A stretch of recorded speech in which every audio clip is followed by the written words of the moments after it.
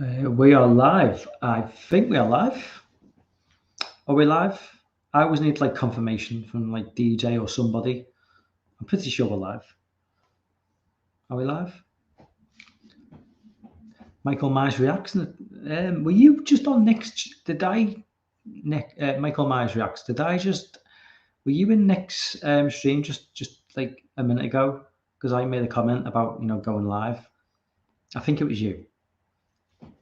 Hopefully, because that's the way it's great the way YouTube works. People in live film blog. Sam's in the chat as well. That is Sam. Is that you, Sam? Because is that you, Sam? Because if Twitter's anything to go by, you change your username on an hourly basis, not even a daily basis, not even a weekly, not even.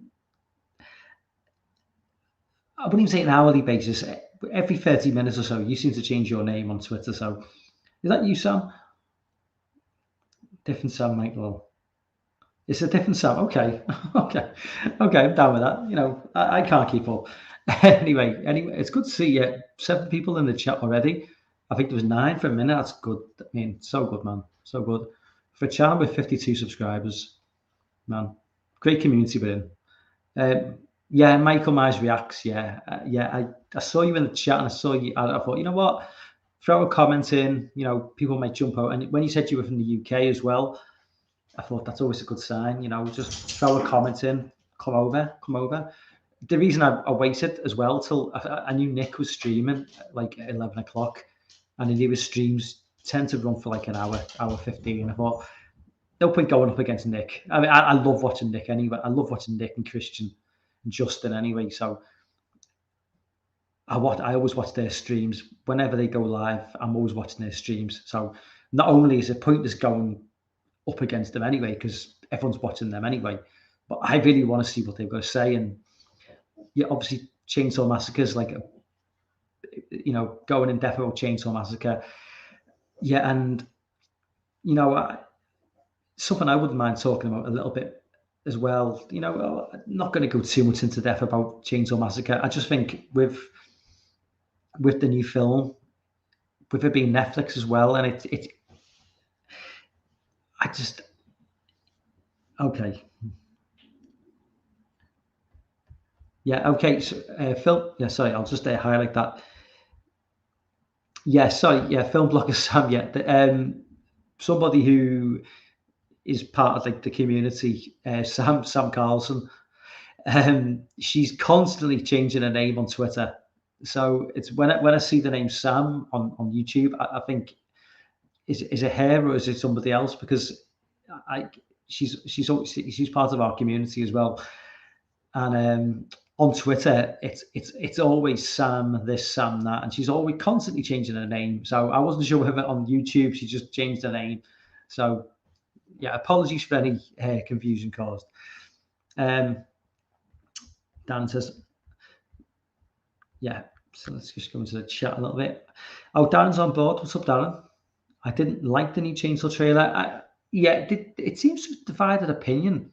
My voice, by the way, my voice is a little bit off tonight because I think I'm just coming off the after effects of like that really deadly Omicron COVID virus that is meant to be like really really dangerous. Yeah, I've had a mild sore throat for a couple of days, and now I've got a little bit of a blocked nose. Yeah, that's that deadly Omicron virus that is going around. So so if you believe in computer viruses, you might want to shut your computer down just in case I infect you. But I'm joking. Yeah. Anyway, yeah. Coming off a very, very, very mild cold, which could be Omicron. Maybe it's not. Who fucking cares? It's fucking bullshit. Anyway, yeah. So yeah. So going back to what Darren said, didn't like the new Chainsaw trailer. I've seen it seems to be gaining like very, very sort of positive reactions and like the complete opposite, like very, very negative reactions. I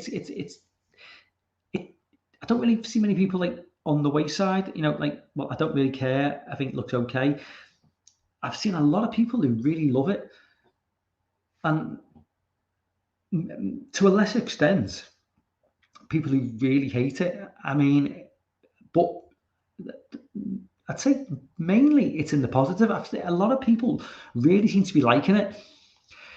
And I mean, my only issue is with the timeline. Now, this is obviously set current day. Now, this is obviously set very current day because you've got a bunch of, when they're on the bus, and you've got these Instagram vloggers, whatever you want to call them, that's clearly right bang to date. This is 2021. Okay, we're in 2022. You know what I mean. It was filmed in 2021, and I love this part from the trailer. It's like, dude, he says something like, he's just like this hipster SJW fucking douchebag Gen Z millennial prick. He says, dude, you're getting cancelled, whatever, and then he just gets the chainsaw out and just chainsaw through the stomach. And a bit like what Nick and Christian said in the stream that's just gone on.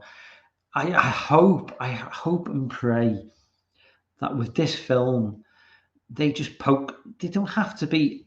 It doesn't have to be anti-woke. Just poke fun. Just poke fun at the whole thing a little bit, because it needs to be made fun of. And that scene, it just gave me hope that yes, maybe this is just going to be a little bit of a piss take on the whole SJW movement, and just I hope so.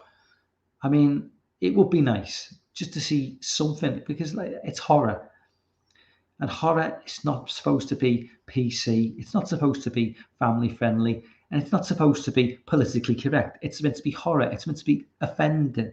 It's meant to be offensive. It's meant to piss people off. So do your job. And I know it's Netflix, but Netflix, hopefully, give us fans something to cheer for. And hopefully they will do this with this film. I hope so anyway. I mean, I can only hope and pray. I mean, I'm not entirely confident, but so I'm missing comments now. So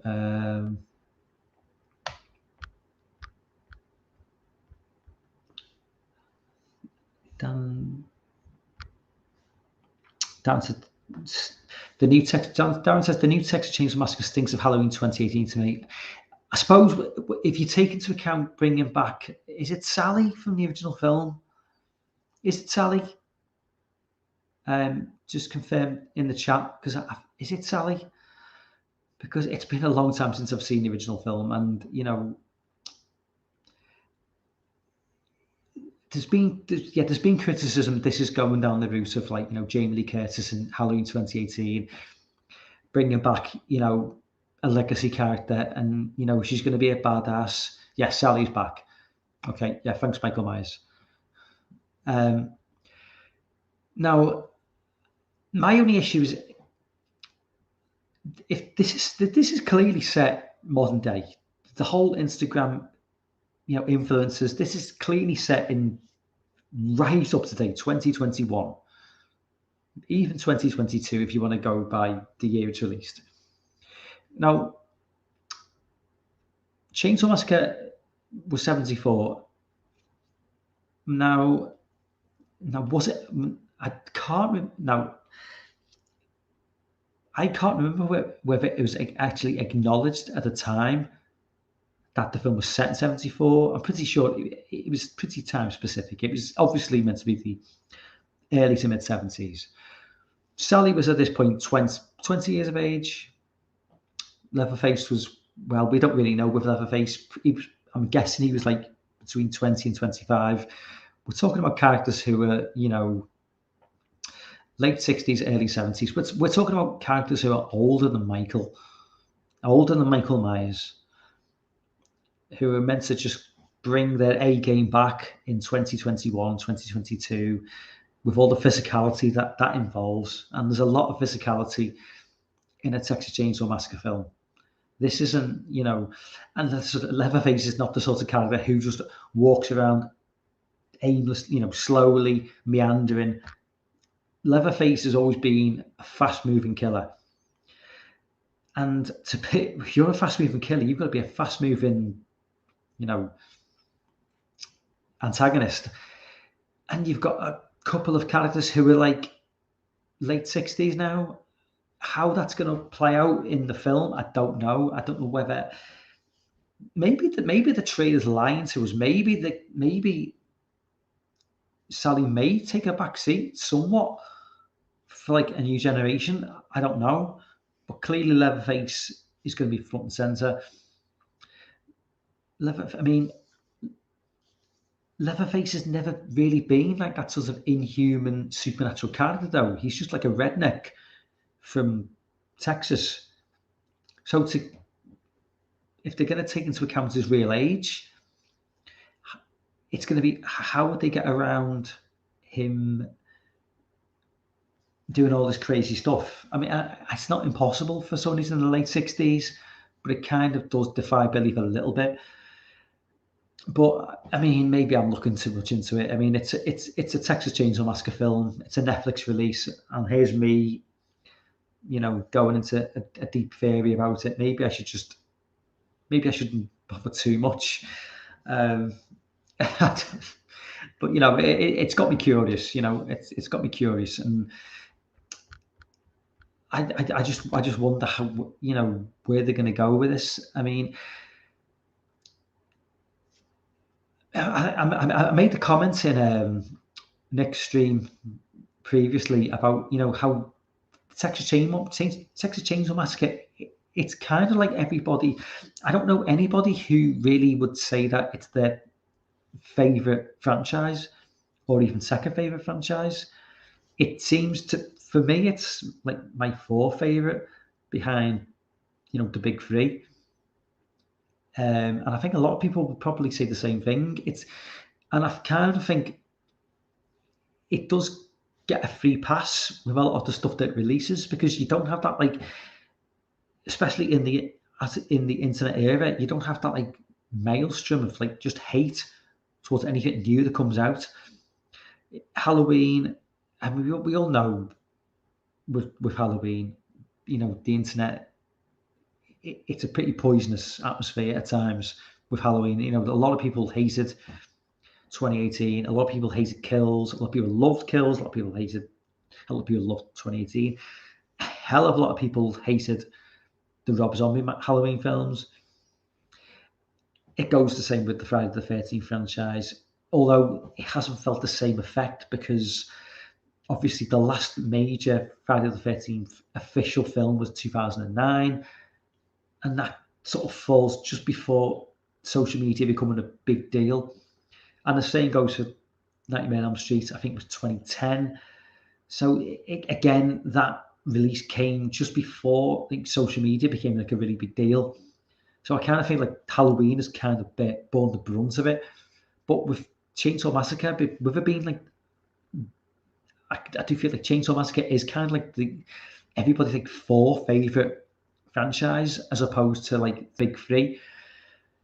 And I do think it kind of escapes that negativity to a point, because at the end of the day, you're not generating that kind of like passion from the fans, because there's just a lot of people who are not at that point where they really feel they care enough to really complain. If you know what I mean? It's just, fandom is so deeply entrenched in what they believe it. I mean, basically, I mean, I'm kind of like lost where I was going to go, and I've kind of like lost my train of thought. But at the end of the day, what I was trying to say is, Chainsaw Massacre being a fourth favorite franchise, or the most third favorite franchise, it does kind of give you a little bit more of a rein to kind of be a bit more experimental, because you don't get that like instant negativity that you get from Halloween. Michael Myers Reacts says, do you think Netflix has got home for the new season? I don't. See, yeah, I actually think it is, because I think if you're gonna release a new Chainsaw Massacre film, I think releasing it on Netflix is going to get a bigger platform than releasing it completely independently of any streaming service. Going through, I mean, realistically, is a new Chainsaw Massacre film going to get a cinema release? Unlikely, and especially with COVID and what's gone on, highly unlikely. And although I've got issues with Netflix in terms of doing TV shows, because I have got a definite issue with Netflix and their decision to drop TV shows in one go. I think that is catastrophic in terms of like a business model. I just don't. I don't think it works. I think they should say. I mean, who am I to say? Who am I to say to Netflix reconsider the way you drop TV shows? But personally, my opinion is they should reconsider going down the dropping the entire TV show in one day. I think they should look at doing weekly releases in the vein of Amazon Prime. In terms, Michael Myers reacts. In terms of Chainsaw Massacre, yeah, absolutely. This is the perfect platform for a established franchise, which is not going to get a particularly good, Well, I mean, let's face it, it's not going to even get a cinema release. So, where better place to go than Netflix? Netflix has got a massive audience, and it's a movie, so drop it on Netflix, and it may get lost eventually, but I think within the first week or two, it's gonna make enough of a dent in the streaming, in terms of streams, that it's gonna make an impact. Just in terms of but in terms of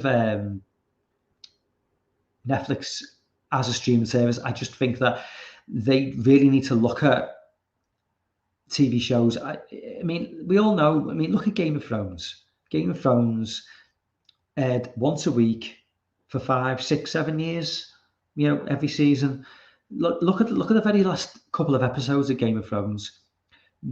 Like bars, pubs, all across the world were holding Game of Thrones nights, and people would turn up at bars and pubs to watch the last episode of Game of Thrones. That wouldn't work with a Netflix TV show. Nobody ever turned up to watch the final episode of Stranger Things because the whole thing dropped within the first day. Sean's in the chat. What's up, Sean? New Chainsaw Massacre looks awful. Well, I think you're actually in the minority, Sean. Well, I wouldn't say you're in the minority. I'd say in terms of like in terms of what our like little community, a lot of people have been like really pumped about this, quite hyped about it. I can see the negativity. I mean, I actually think it looks half decent, but I can see there will be negativity because there are elements to it which would probably, people would look and go, no, I don't like the look of that. I think the pros outweigh the cons. And as I say, it's a Netflix movie. I'm not going to be spending money on this film. If it was a cinema release, I would be probably forced into going to see it by my son. So there's £20 plus popcorn and drinks. You're talking £30 for a night out for a film I may enjoy, but I may not. But if it's dropping on Netflix, happy days. Movie drops, couple of weeks, watch it, get my own drinks in, get my own food in. Everyone's happy. But I can see the negative. I can see the negative comments towards it, and I can see the positive comments towards it. I think it's until the film drops, we're not going to know. I think most people. I think if this is a 6 out of 10 film, at best a 7, I think everyone will walk away reasonably happy. Honestly, trailer also confirms all the leaks. Right, so in terms of all the leaks, Sean, am I behind with, because I've literally just watched a trailer. I've not watched anything further. So if if there's leaks, if you want to spoil it, spoil away. I don't care. People don't want to read the comments, but I'm not aware of any. Yeah.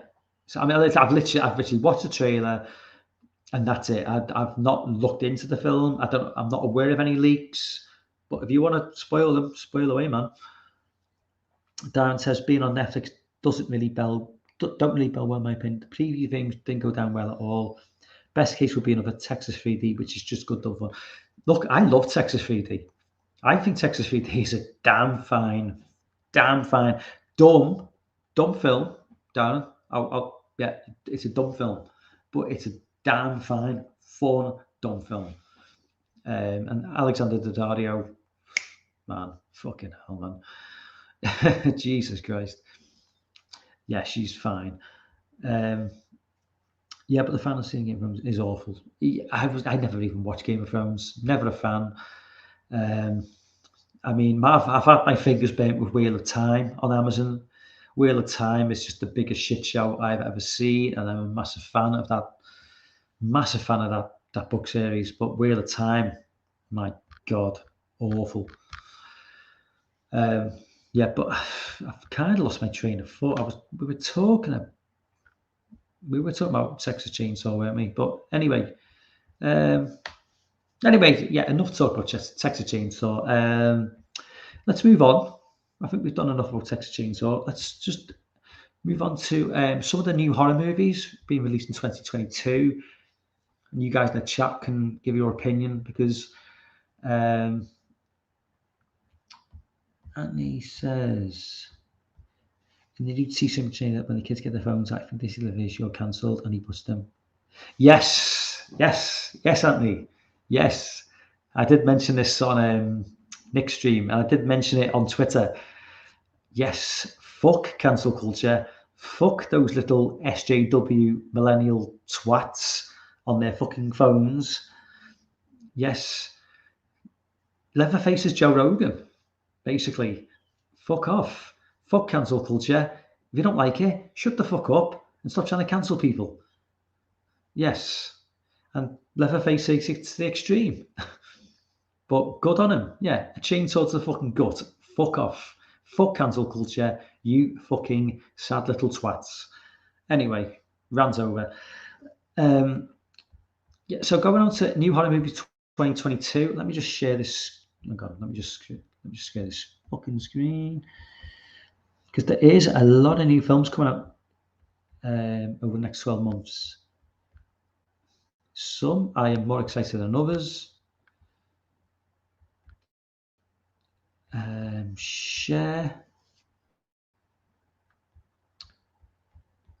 This is Tech Read. I have no idea what this website is, but I was looking for something beyond the sublime and the ridiculous when it comes to like new movies, and this seems to like bring up a few movies which I wasn't aware of, and obviously, so the Black Phone is it now? Is this true that the Black Phone is due for release in 2 days' time or 3 days' time?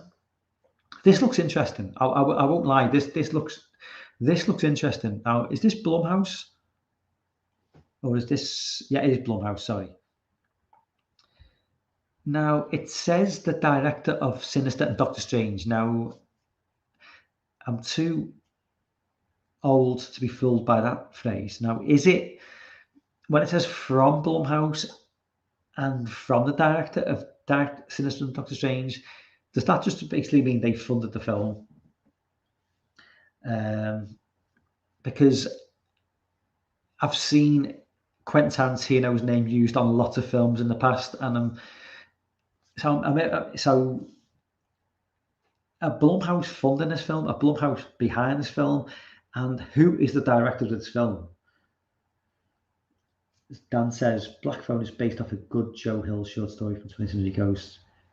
It is from the director of Doctor Strange. Oh, that's good to know, Sean, because it's sometimes when you're describing, these movie posters can be very misleading. Back in the day before the internet, I fell into the trap of Quentin Tarantino Presents, and watching a film which he had nothing to do with. Yeah, luckily we live in the age of the internet now where I can't fall for that sort of shit. So Black Phone looks interesting. I will not lie. If there's any remote connection to Sinister, that's got to be a good thing. 'Cause Sinister is fucking awesome. Anthony says Black Phone looks like a breath of fresh air. Something a bit different. It does. It does. It does look something. And that cover is freaky as hell, man. Texas Chainsaw. Well, we've covered Texas Chainsaw Massacre. Morbius.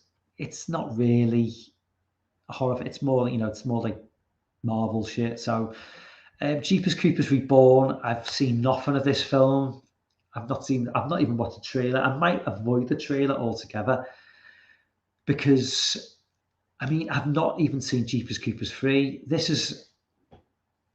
It's just another reboot, though, perhaps from a less well-known horror franchise. It's hitting faces in 2022.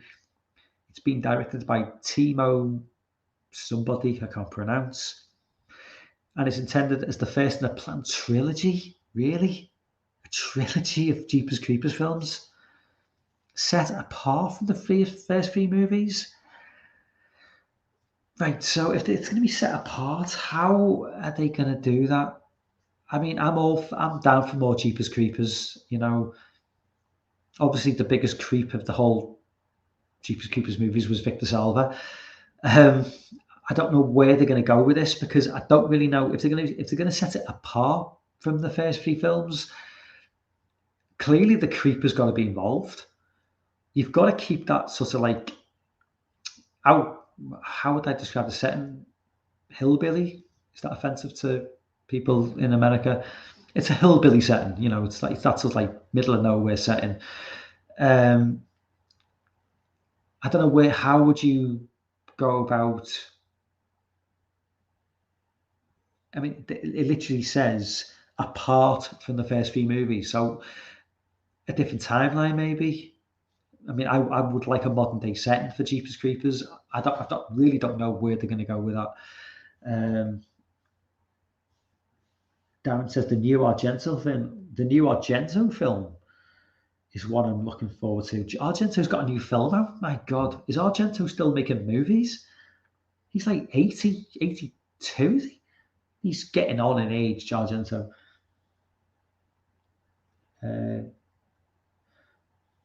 Do we even need more Jeepers Creepers after 3? Probably not.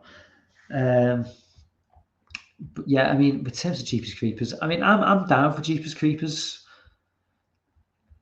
because I do love the first film and I like the second film. It's not a patch on the first film, but for me, Jeepers Creepers 1, forget Salva and his deviant ways. He's a scumbag, but he did direct a damn fine film in 2001. And,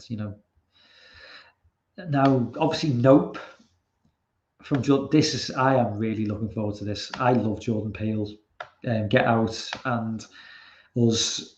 I mean, I've said before, I think Us is just such a great film, and the ending is completely batshit crazy, and it doesn't make any sense to me.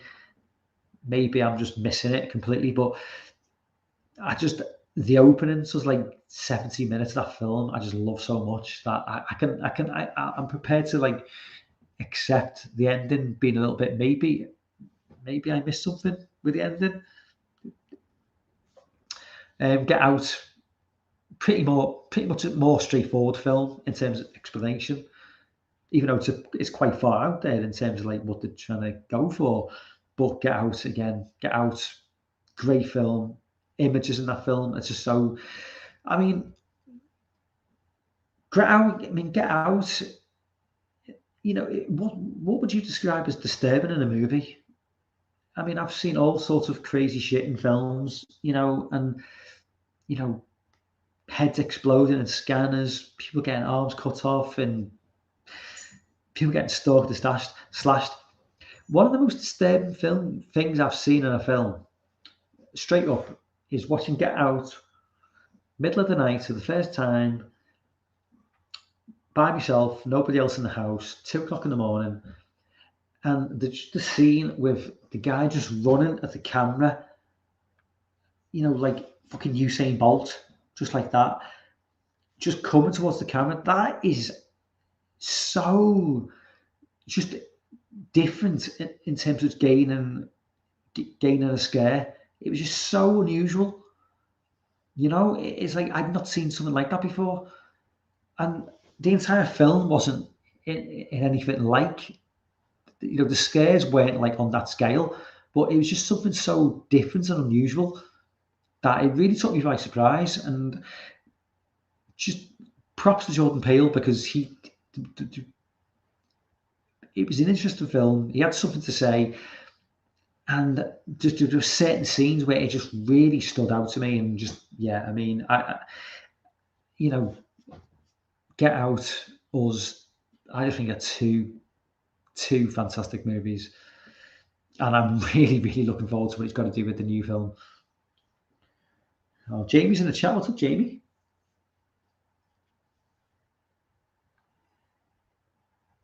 Dan, all you need is Deep Red. Yeah, I still haven't watched Deep Red, Sean. I do mean to rectify that. Let me just go back to the chat a minute. I'll go back to StreamYard.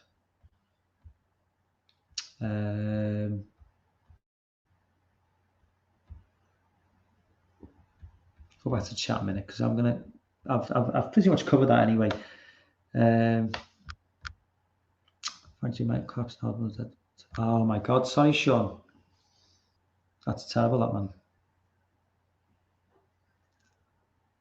Yeah, apologies, man. That's shit.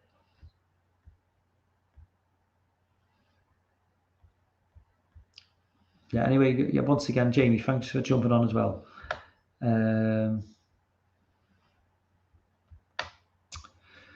So, where were we? We were looking at new horror movies. I'll just reshare that screen. Where did we get to anyway? We got to Jordan Peele's Nope, I think. Salem's Lot is getting remade theatres. They're not entirely sure. Stephen King is just like the hot thing at the minute, isn't he? Anything Stephen King is just getting dredged up and remade, or anything that hasn't been made is getting made. It's just, he is like the hot topic. I mean, I'm all for more Stephen King. I mean, I love Stephen King. I love some of his books. I've not read that many, but what I've read, I do like. A lot of his adaptations, they go from the sublime to the ridiculous. So they do kind of veer from like fantastic to just like sometimes just bizarre. I mean, in terms of like adaptations, look at The Shining, which obviously he hates, but it's amazing. It's the TV movie I adore. It's got its detractors, I know. And It Chapter 1, from 2018 is fantastic. But yeah, there's a fair amount of nonsense in there as well. But, Salem's Lot, I mean, has anybody been asking for this, really? I mean, we've got a perfectly good Salem's Lot movie from the 70s. We've got a TV movie. We've got I think it was a theatrical release.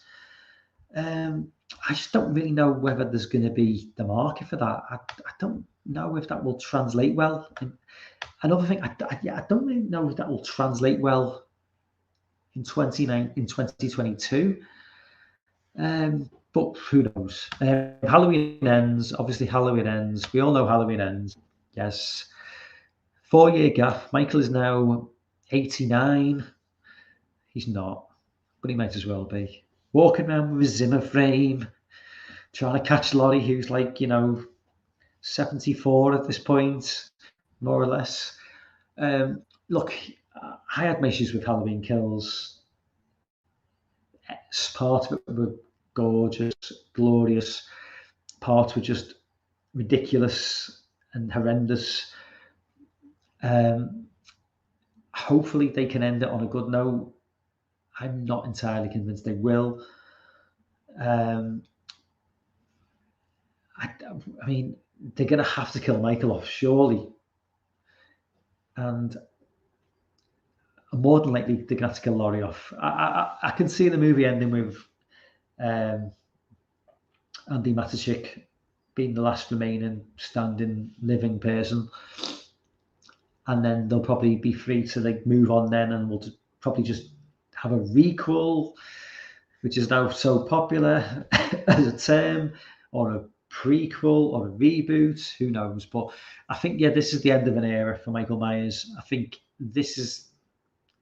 it's not the end of Michael Myers by a long shot, but we're definitely going to be going down the route of reboots and a young Michael again.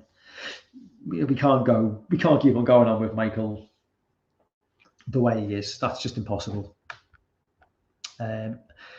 Hellraiser apparently is getting remade now. Now, I was totally unaware of this. Sean says they are filming Halloween Ends at the moment. Yeah, I did see a picture of Jamie Lee Curtis on set.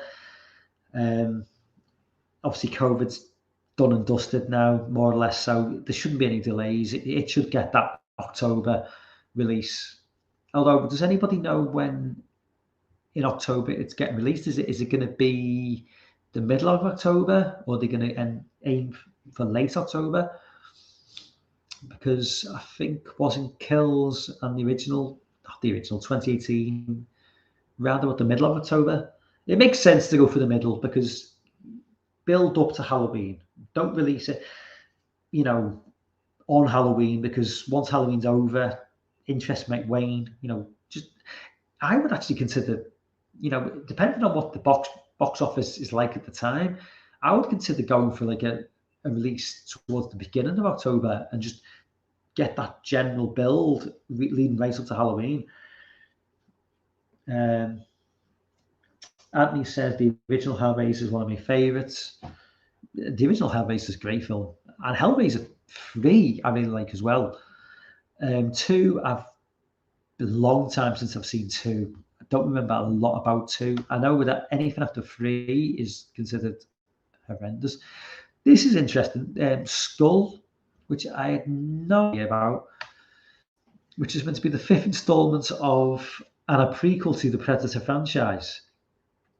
Skull will follow the creature's first journey to Earth. 10 Cloverfield director Dan Trachtenberg has signed on to direct. That's interesting.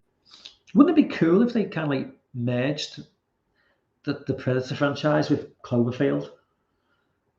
And the whole, I love the idea that 10 Cloverfield Lane was connected to like the Predator franchise.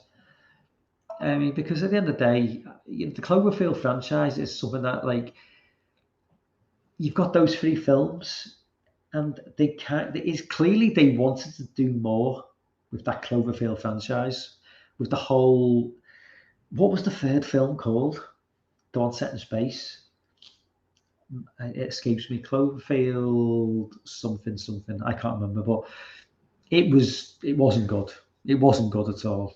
But they clearly wanted to go somewhere with that franchise, and it'd be nice if they could tie that into, like, something like Predator. That would be so cool. Although it would potentially damage Predator as a franchise, because the original Predator film is just, my God, that's a 10 out of 10 film. Cloverfield Paradox, yeah, thanks, sure. Yeah, that film was not good, in my opinion. People might disagree. I personally think that was by far the weakest of the 3 films. I think Cloverfield itself was vastly overrated. I think 10 Cloverfield Lane was just streets ahead of those 2 films. Streets ahead. And the benefits of having like a quality actor, like Tom Oliver? Is it Tom Oliver? Tom Arnold. Is it Tom Arnold? Anyway, yeah, Tom Arnold, isn't it? Tom Oliver was in Happy Days. Jesus Christ. Yeah, Tom Arnold. But the benefits of having, like, they had 3 solid actors in that movie for the duration of the film, and it paid off. Cloverfield Paradox. No, that was not good. Yeah, Predator 2 underrated. Yeah, Predator 2 is an underrated sequel, sure. It's only due to the genius of the original film that I think that's the only possible reason you could give negative press to that film, because it's a damn fine movie. It's Predator 1 is a 10 out of 10 film. This is like a 7 out of 10 film. But it's a lot better than a lot of the films that came out in 1991 or 92, whenever it came out. And for an action sci-fi film, damn fine.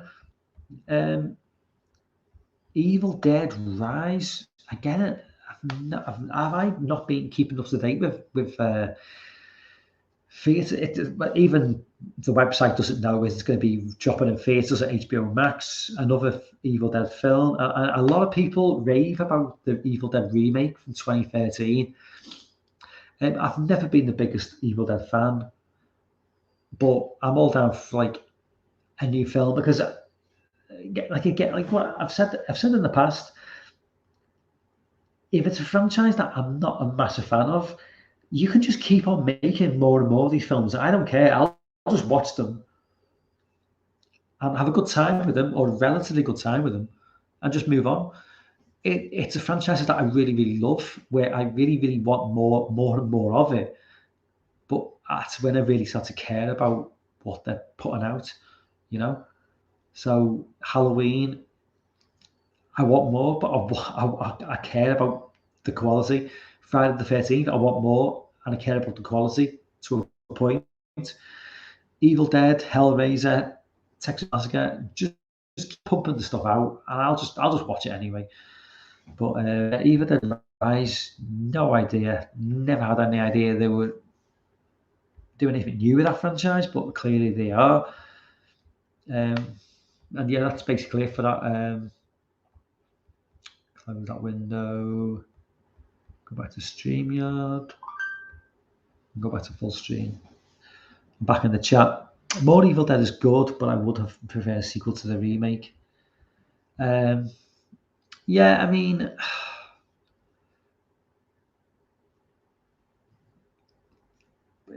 a sequel to the remake, though, in terms of like, would that involve bringing back the characters from the 2013 remake? I mean, or would you just be happy with something, a remake, a sequel to the remake, but with new characters? Because obviously, Evil Dead, it is 8 years old now, 9 years old, and it would be a hard sell to bring back some of these characters, certainly some of these actors, unless they're doing nothing at all, of course, and they're quite happy. Let me just copy to clipboard. Okay, I'm not leaving yet. This is being post comments. Just if anybody wants to jump on, there's the link. Yeah, I mean, in terms of like Evil Dead, like I say, I don't mind, Sean, whether they bring it back. I don't care whether it's a remake, it's a sequel, a requel. I don't care. I mean, I like the original film. For me, is a little bit too sort of dated now. I mean, they were operating on a very small budget, and it does have its charm, but there's a point where the charm kind of wears off, and it becomes a little bit too creaky, a little bit too dated. And obviously, Evil Dead 2 was kind of like a sequel, a sequel remake anyway, and I kind of like sorted out some of the issues with the original film. Medieval Dead, Evil Dead 3, I wasn't a big fan of. I'll be fair, I preferred the first two films. And obviously, Evil Dead, the remake 2013, that was kind of just part of that remake trend where, I mean, there was a good run in the mid to late noughties, early 2010s, where remakes were just killing it. If you look, it's even like going back further. If you look from like 2004, I think it was like Dawn of the Dead, going through like Hills of Eyes, and then as late on as Evil Dead. A lot of these remakes were really, really killing it, and they some of these remakes were like, I wouldn't say, I would go to a point and say that on par, if not better than the originals. Um, but I think it kind of depends on how old you are and when you first saw the films, because obviously, me personally, I like Texas Chainsaw Massacre 2003 more than the 74 version, but I can totally understand, obviously, somebody who prefers the 74 version, because if you've grown up with that film, or that was your first memory of the Texas Chainsaw Massacre, then it's going to be hard to replicate that. Um, for me, you know, the Chainsaw Massacre franchise, you know, the 2003 version, I think I saw before the 74 version, or if not before, at least very close to. So I didn't really have that sort of like nostalgia, because let's not forget, um, and this ties into something I was going to talk about anyway, a little bit later on, is like the BBFC banned movies from the 80s. Texas Chainsaw Massacre was obviously a very famous banned movie in the 1980s in the UK. I'm not sure to what point it was banned, and I mean, anybody in the chat, Dan, you'll probably know this. To what extent Texas Chainsaw Massacre was restricted in the US in terms of a release. In the UK, it was banned until the late 90s. And I went to cinema to see, you know, Texas Chainsaw Massacre. When the ban was lifted in the late 90s, Texas Chainsaw Massacre got a cinema release.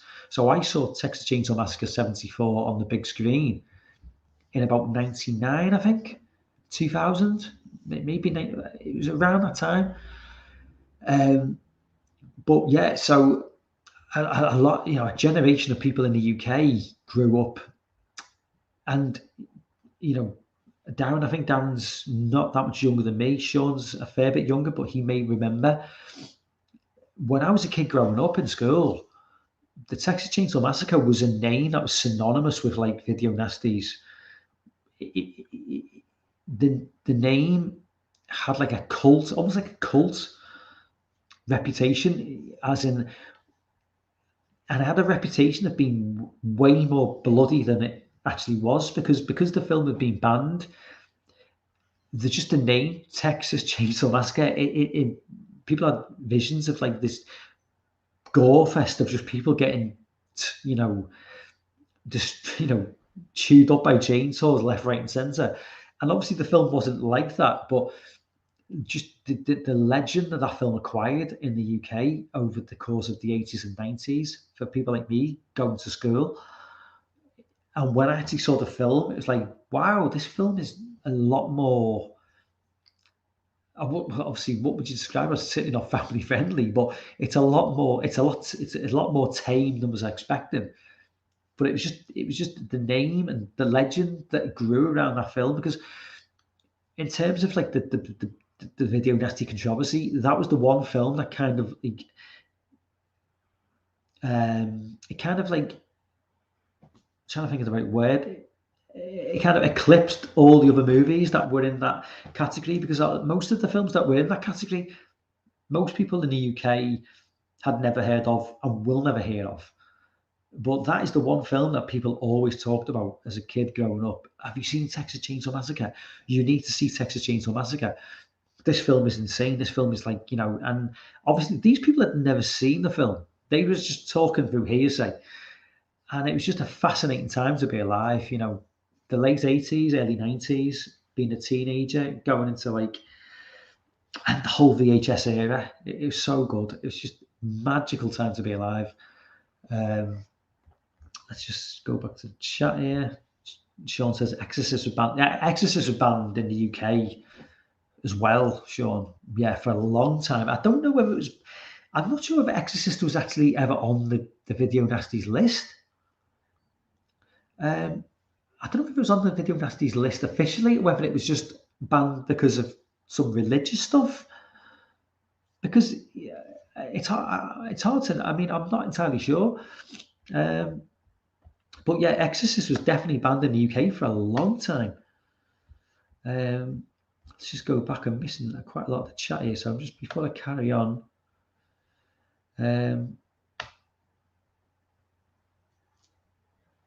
Yeah, so Sean says they had to reshoot the opening to Evil Dead 1 for see because they couldn't get the rights.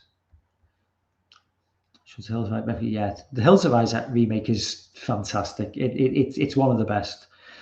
I mean, it's just they totally capture that rawness of the original film with a modern take. It's just brutal. It really is brutal. It's a brutal film, and it looked gorgeous, and the antagonists are just you feel you root for the protagonists even more in this film than the original. It's just yeah. Oh my god. I mean, the Dawn of the Dead remake is good, but I would say the Hills of Eyes remake is a better remake than Dawn of the Dead even. Dan says the Hills of Eyes remake is way better than the original. I mean, it's a controversial statement. I wouldn't disagree. I would say for me they're on par. I wouldn't say it's way. I mean, I would say to me they're on par with each other. I think just the thing about the '77 version is it's just although the 2006 version, I think it's 2006, captures the rawness. I do like that genuine rawness of it being a '70s movie, but yeah, I mean, I couldn't pick them apart to be honest. Yeah, I just think the remake, the original, are just fantastic movies. Anthony says My Bloody Valentine was a box office hit. The My Bloody Valentine remake it's not as bad as what it. I mean, in terms of remakes, I think we can all agree that the Fog remake was like a low point during the whole remake craze. My Bloody Valentine, I think My Bloody Valentine was the late 2000s, was it? Or was it mid 2000s? My Bloody Valentine was kind of like it was a nothing film for me. It wasn't offensively bad like The Fog, but it wasn't wow like Hills of Eyes or Chainsaw Massacre or Dawn of the Dead. It was a nothing film for me. Sean says I think the 2003 Chainsaw Massacre.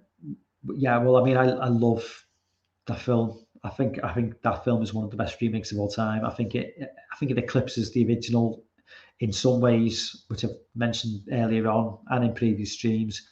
In some ways, it can't quite eclipse the original because you're never going to get that rawness of the early 70s in a 2000s film. But I just think it does a damn good job of trying to at least get close to it. Personally, I do like some of the other Texas Chainsaw movies. I love Texas Chainsaw 3D. I just, Alexander Daddario. Okay, I'm in love with her. So, anything she's in, I'll just watch and just be all googly eyed and just enjoy. But yeah, I mean, I like Texas Chainsaw 3D. I think it's a fun film. Darren says the Hills of Eyes is my favourite by a mile. I think a lot of people would say that, Darren. It's just such. I mean, they just nailed it with that film. They just nailed it, and I don't think even though we're only going back 15 years, I don't think you could make a film like The Hills of Eyes remake in 2022. I think it would just be too. I think they'd be trying to throw in a lot of PC nonsense in there, and I just don't think it would work. Movie making's changed a lot in the last 10 years. Yeah, UK, yeah, Video Nasties, yeah, you're right, Sean. Video Nasties, yeah, we're getting back up with the chat. Exorcist banned here for a while.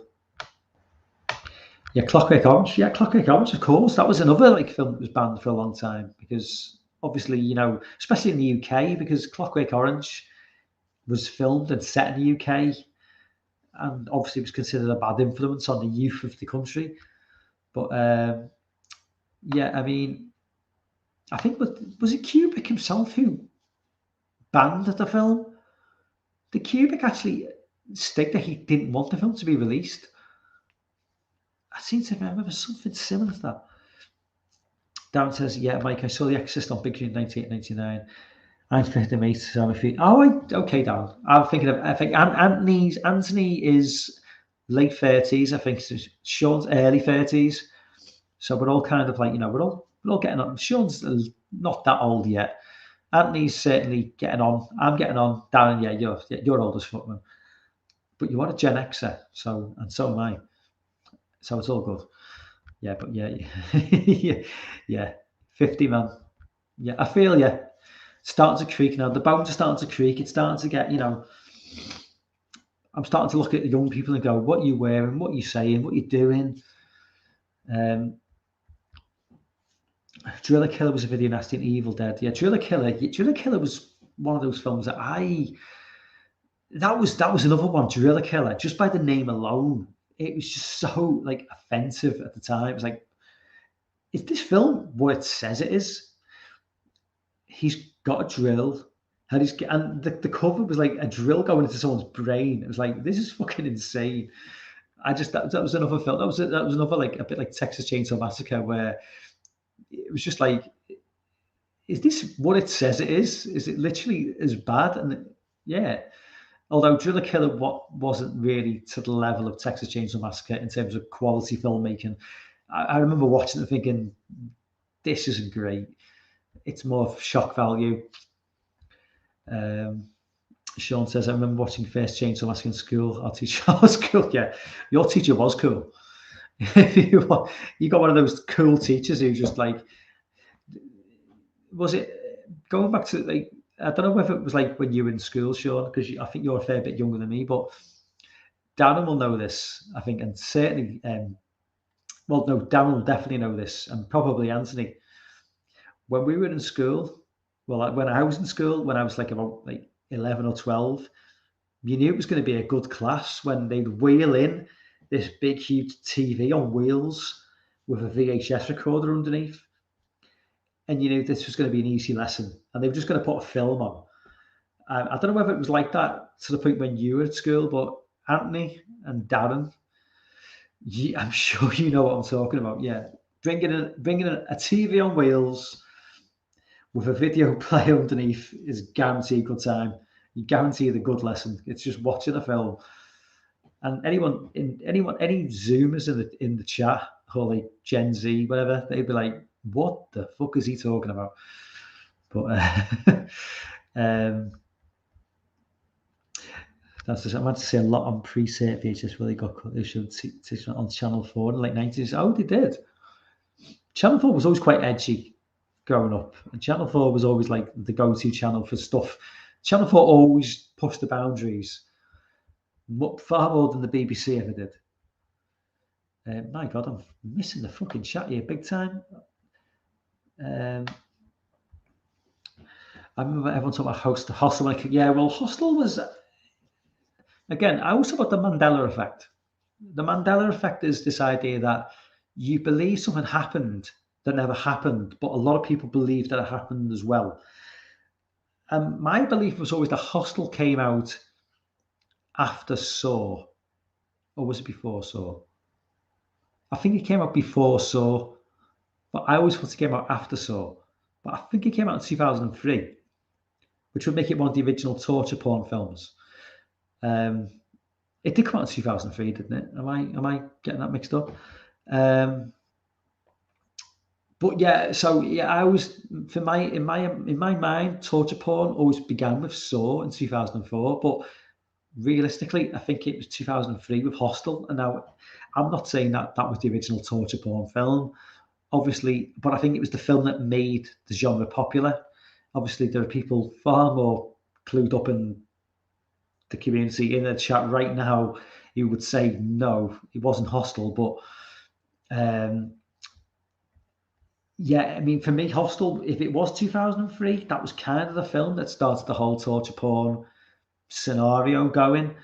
and that torture porn lasted, it was kind of like it lasted a fair while. And in some respects, it's still going to this day. Um, Jess says, "Oh, what's up, Jess? Nice to see you on board, man. If you haven't talked about it yet, for those who don't know, the person playing Sally is in the new Texas Chainsaw Massacre. It's not the original actress. Yeah, I saw mention that in Nick's stream before I came online. Um, yeah, because Marilyn Burns apparently sadly passed away a few years ago. But I mean, realistically, I mean, it's not like she's Jamie Lee Curtis. So, I mean, the people watching this film, are they even going to know who Sally is? A serious question. I mean, a lot of people who watch Netflix are going to be completely unaware of this. The hardcore fans are going to watch it, but oh, Lauren, what's up, man? At work, but we'll watch later. Tossing like crystal and go. Oh, sorry to see you in work, man. I did leave a link for you, hoping you jump on, but yeah, it's that damn 5 hour time difference. Never mind. But anyway, yeah. Enjoy the stream when you can catch it, Lord. And oh, much appreciated. I did download your link for like a compressed intro. Yeah, the intro, for anyone who's not aware, the intro that I use for the stream and for the videos, it's like a new intro. It's like Lord made it because I am completely fucking useless at anything to do with computers. I can barely turn a laptop on. I just get by on my charm and personality. Yeah, the introduction is by Lorne because it's just like I am totally incapable of making an introduction for a video. So Lorne did that out of the goodness, the kindness of his heart, and much appreciated. Lorne, fucking legend. Thanks, man. Sean says I fell asleep and watching Hostel. I liked Hostel. It wasn't. I actually Hostel 2. Actually thought was like maybe slightly more interesting. Oh, and he also says, "What about the Last House on the Left remake?" I've not seen it. I've seen the original. I've not seen the remake. Something I should probably rectify, but I was never. I mean, I like Last House on the Left, the original, but it's a nasty, nasty film. It's a nasty experience. It's not something you feel like you need to have a bath after watching that film, and it's not. It's not something I really want to like experience like too often. So the remake is. I mean, by all accounts, the remake is quite sort of grim as well. So probably have to, you you know, I will watch it at some point, but it's not something like I really look forward to because, yeah, I mean, I do like to put myself through the ringer every now and again with like grim films, but I don't try to make it a regular occurrence. Yeah, I mean, I'm all for torture porn and shit, but it's like watching a Serbian film once and once only, and I never want to go into that sort of dark place again. Certainly not that dark, anyway. Jess says, I'm so tired of them rebooting movies in the way they try to eliminate all the sequels and do not like how basically using the same titles as the original films. Yeah, well, I mean, this is just this is the way it is in modern day movies now. I mean, although I don't like it, this is just a way of companies making money, and they'll do anything to cash grab. It's always a cash grab now. I mean, companies now are very reluctant to like look at doing a new IP. Certainly, some studios are. I mean, like A24. I mean, their new movie, is it X? I think it's called X. That looks really, really interesting, and that looks like the sort of movie that Texas Chainsaw Massacre would want to be. It looks like it's got that little grimy sort of Texas feel to it. It looks pretty hardcore in terms of the violence and the gore, and I'm really looking forward to that way more than the new Texas Chainsaw Massacre movie. But yeah, yeah. I mean, in terms of like making money now, you almost can't blame them. But I mean, it is what it is. I mean, these big studios, they want a quick buck, and I mean, maybe that's why Netflix is going with Chainsaw Massacre. You know, it's like Netflix is in the business of making money, and they probably thought, well, what IPs are available? We can do a Texas Chainsaw Massacre film. Just get me a director, and we'll give them $10 million, and we'll do it. But yeah, we definitely need more IPs. We need new stuff. We constantly need new stuff, because the new IPs of 2022 could be the Friday the 13th of 2050. You know, because these IPs, are 30, 40 years old, and we need something, going forward. And what we can have, Friday the 13th Part 40 in 2060. Really? I mean, I don't know. Scream Doofy 123 over. Just says, I agree. Texas Chainsaw Massacre 2. I have not liked the movie from the franchise since. That is a real popular one. That does seem to be extremely popular amongst the fan bases. The 2003. I think with the Texas Chainsaw Massacre franchise, it's the original and 2003 seem to be like the two go-tos. A lot of people love the second film with Dennis Hopper. I'm not a fan. I just find that film just too over the top. It's too much for me. It's so over the top, so out there, and Dennis Hopper's just so annoying in the film. I much prefer Part 3 than 2. I would put 2, at the back of the list for me. I've not seen the Matthew McConaughey movie. I don't particularly want to see the Matthew McConaughey movie with whatever her name is, Renée Zellweger. I can't imagine that I'd enjoy it. I know it's got some love amongst the community, but for someone who's not an enormous fan of the franchise, I don't really see what love I would get from watching that film. For me, it would just be like 90 minutes wasted watching Matthew McConaughey with his already receding hairline. Although he does reassure us that he's never taken. Matthew McConaughey says he's never ever had a hair transplant. Just watch Texas Chainsaw Massacre: New Beginning from 1994. He's got more hair now than he had in 1994.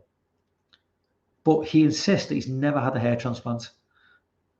Just let that sink in, okay? He's a liar. He's had the hair transplant. Big time. That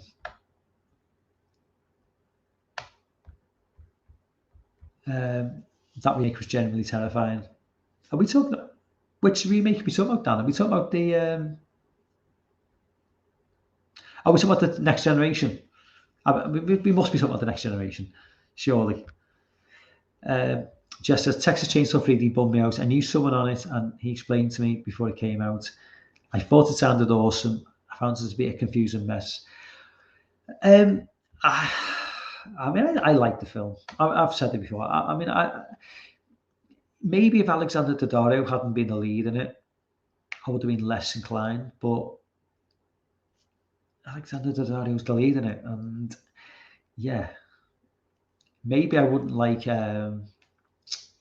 We Summon the Darkness. Is that what's the movie that she's in from a couple of years ago, where the three girls, and like they basically kidnap the three guys, and they're like crazy like witchcraft women. She's in that. Now, it's not a perfect film, but the fact that she's in it, it's just like, yeah, I don't give a fuck. I just think she's fucking gorgeous. And she's also in some new streaming. Oh, it's called The White Lotus. She's in that as well. My God. Oh, yeah, enough of that. Enough of Alexander Daddario, because I just. Chainsaw Massacre 2 is awesome. Yeah. Just text it. I know it. Yeah. Yeah. So I think we are talking about Generation. Yeah. That would be the hitchhiker, lol. I'm totally missing the chat. It's flying by. Fucking hell.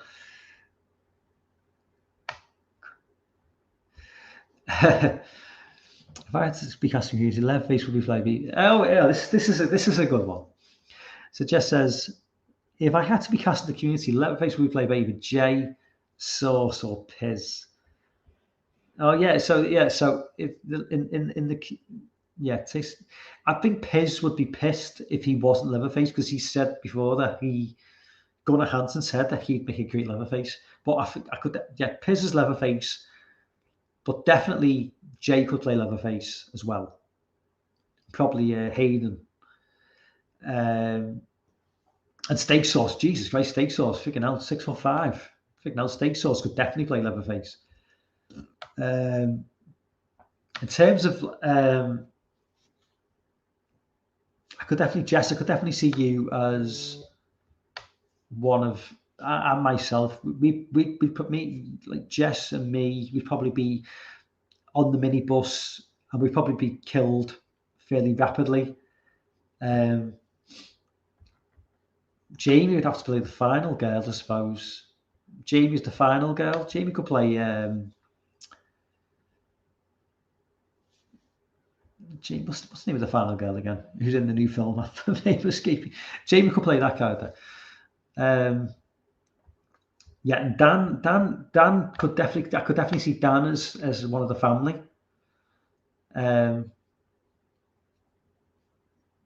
Maybe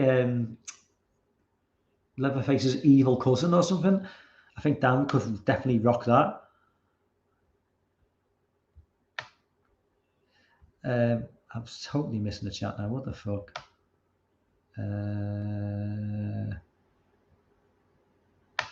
I will play one of the brother's relatives. Who else have we got? Who else is there? Who could Orc play? I would have Orc as like one of the townspeople who tries to warn him of not to go to the house. Just like working in like the grocery store or something, or like the hardware store. Oh god, I could definitely see Christian as who's the oh my god, what's the name of the real nasty bastard in the first film? Who is the hitchhiker who jumps on the minibus at the beginning of the film? Who's one of the family? Totally see Christian as him. Yeah. Or because the Crazy Ralph Hard Texas Chainsaw Massacre movie. Okay. Let's move away from it a little second. Let's just share something else. My phone just died, so I've no longer got chat on the screen, unfortunately. So I'm going to be missing a chat for the next couple of minutes. But I just wanted to share this because this is every video nasty, to my knowledge, that was being banned. It was banned by the BBFC, which is the British Board of Film Classification, in the 80s. And there's a lot of stuff here that I've never ever heard of. So I'll just run through it, and I'll very very briefly run through it because I can no longer. My phone just died, so I can't even see the chat if I go and share the screen. But I want to share this because certainly like Dan will be well aware of a lot of these films, but I have just a lot of these films I've never heard of, and that, yeah, these are all films banned by the BBFC back in the day. A lot, I think some of the films have never actually been released. So there's 51 movies basically. I'm scrolling down. I should be scrolling up. So no, there's more than 51. Let's give a quick rundown. In 1979, home video arrived, a new medium which briefly enjoyed the period beyond the legal purview of the British Board of Film Censors, as it was then known, whose influence was confined to public exhibition. For a time, video stores, essentially cowboy operations, could rent anything to anyone. Unexpurgery, that word, unexpurgated and unregulated. And the owners of these establishments were quick to realise that the films with lurid sleeve art and tawdry titles moved off the shelves fastest. This newfound freedom soon spawned a moral panic, spearheaded by a collection of sensation-seeking tabloids, God-bothering zealots, raid-happy coppers, and pig-ignorant politicians. The police and departments of public prosecutions compiled an ever-changing list of titles deemed prosecutable or at least potentially prosecutable under the Obscene Publications Act 1964. In all, 72 films, mostly horror titles, were prescribed on the video nasties list, although only 39 were ever successfully prosecuted. When the Video Recordings Act 1984 was passed, home releases came under the oversight of the BBFC, which is obviously the famous censorship bureau we have in the UK. Today, most nasties are available uncut, even as the internet unleashes a new cowboy era of unregulated video materials. Below, you'll find our comprehensive guide to all 72 titles. Just say we didn't warn you.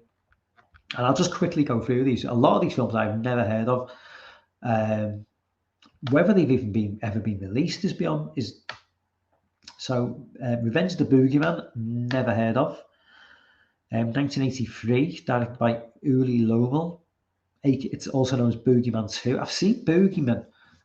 If this is connected to the original Boogeyman from 1980, I've seen that film, and that was in no way violent or gore-laden. I don't see why a sequel would be particularly offensive.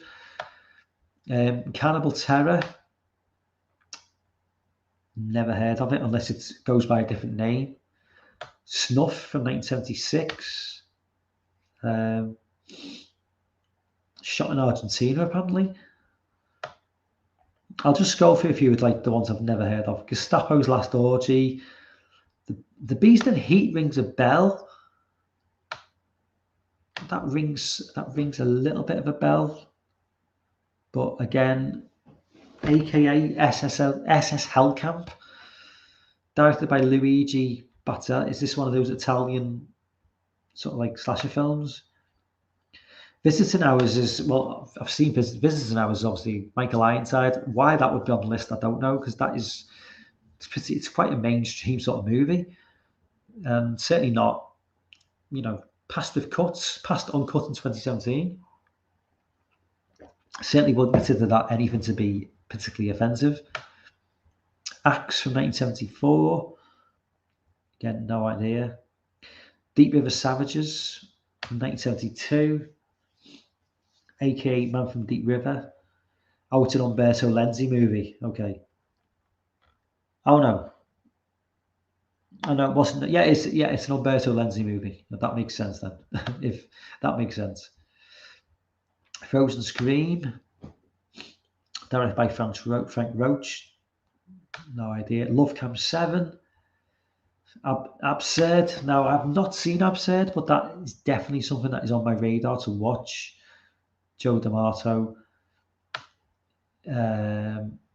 So he also did. Well, it's a sequel to Anthropophagus, which I know needs to be watched as well. I've seen Piz review that film, well, the original anyway. House on the Edge of the Park is obviously a classic. I wouldn't say any of these films are understandably on the banned list, but I can see why maybe it was at the time. Obviously, the Deodato movie, great film. Don't Go Near the Park again it's one of those don't movies that were so popular in the late 70s, early 80s, like Don't Go in the House, Night of the Demon. I'm sure that The Burning, 1981. The Burning, The Burning, another like mainstream movie these days, but this is the sort of film back in the early 80s, which was problematic for like the film censors in the UK, and I'm not entirely sure I've ever seen the uncut version. I mean, I've seen The Burning, more than once, but I've not. I don't own the film, so I did rent it on DVD back in the early 2000s. Whether I saw the uncut version, I don't know.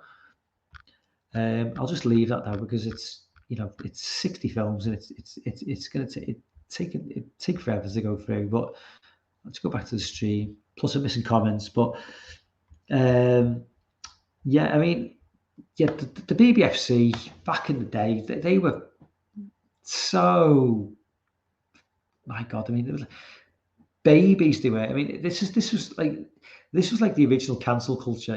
Back in the 80s, we had this woman called Mary Whitehouse in the UK who was offended by everything, wanted everything cancelled, wanted everything censored, and they listened to her. And then, you know, eh, she had power and it was effective, and things were cancelled, things were banned. And obviously, with the introduction of the internet and whatnot, and people, I think, got a lot more relaxed. Um, all those bans were lifted, and we started to see all these band moves from the 80s and the 70s. It was great time to just finally get rid of all this nonsense. Obviously, now we're living in a time where everything's getting censored again. I'm not going to start getting into that because I'll just go on a big massive rant. But yeah, I mean, we need to learn from history.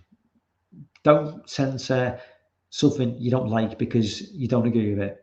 Don't if you don't like it, just look away. If it's not for you, it's not for you. The way these slasher films from the 80s weren't for everyone. All it needs to do is look away and pretend it wasn't there and let everybody else just get on with it. And it's like that now.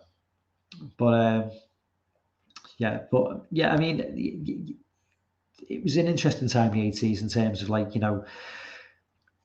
the horror genre in the UK. And it made an exciting time actually, because it was exciting because even though it's great now to get your hands on everything you've ever wanted in terms of like movies and TV and things that were banned and things, there was the point in the 80s and going into the early 90s, the mid 90s, before the internet, the idea that you couldn't just have what you wanted at any given moment, it certainly made physical media more appealing. It made physical media more valuable because obviously you had to earn what you wanted, you know. And obviously this is why it's so important. If I only had the time and space to just have a massive room full of physical media, and if we were to do a live stream in my like loft, I could have some sort of decent setup. But unfortunately, I can't do a live stream on my loft because it's just a loft and there's nothing else in there apart from like shit, like DVDs and video games and books. I've got books galore in my loft. I've got DVDs galore. I've got video games galore, but there just isn't the space to bring them downstairs and put a big massive display out, unfortunately. But where was I? Yeah, so basically you do appreciate physical media more, certainly when you haven't got it anymore. So not necessarily when you haven't got it anymore, when it's gone and you can't acquire it anymore. Because I mean, some of the stuff I've sold in the past now, looking online, I mean, I was like big into some of the early D&D stuff. Even though I never played D&D, I used to be big into like the novels, like the sort of like the D&D novels back in the day, and I used to buy the supplements which were like part of the D&D. Like even though I never played, it was stupid. I used to buy supplements for D&D because I liked the novels. And I was just buying them because I liked the novels, and it was completely wasting my money because it was just more like lore to read because I like reading the novels. And I just got rid of all that stuff for free. It just went to a charity. And going on Amazon now, going on eBay, some of that stuff is going for like £100, £200, and I just got rid of it. I got rid of books. I used to have books galore. I had like I had a John Carpenter book about just his directing technique, which is now out of print, which I've looked online and you can't get that book for less than £40-50. I paid like £8. It's gone, just gone to charity. Some lucky bastard picked it up for like 50p. Yeah, physical media, man. We need to like maintain it. We need to maintain it, because I tell you what, cancel culture is going to come for everything in the end. Streaming services are getting hit big time with it. Apple, Disney, Netflix, they will cancel anything they feel like, if they feel the shareholders worry it's going to affect their share price.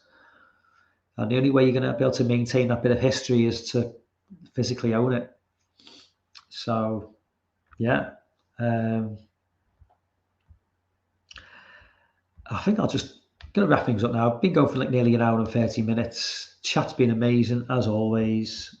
As I say, like, guys, I appreciate it. You know, for a channel of 52 subscribers, maybe 53, maybe some subscribed when I was doing a live stream, hopefully.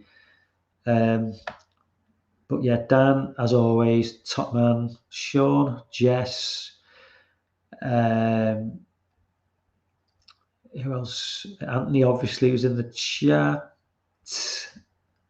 Scrolling back a bit now. This chat's been brilliant tonight. Darren, obviously. Darren, thanks, man.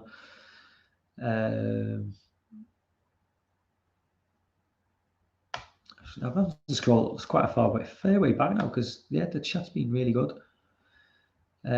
Lorne obviously jumped in. We'll check it out later. Thanks, Lorne. And again, thanks for the intro, man. Much appreciated. I know we saw a new subscriber a bit earlier on.